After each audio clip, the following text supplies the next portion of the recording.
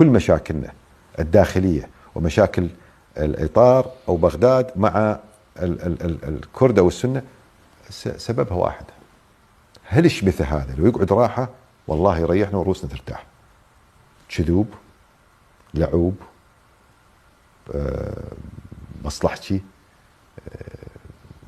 انبطاحي، ذليل، تافه، سخيف، هاي كلهم بي والله قليلات. مدى يعني ما جاي يجمعهن، ما جاي يعرف يعني اكو مصطلحات عيب تنقال. هو نفس اللي عيب تنقال، بالبدايه عيب تنقال. تاجر بالتظاهرات يعني لو غيره لعب خلقه. تسمع، وهذا يمكن اعتقد اخر واحد يفكر يطب بنصنا.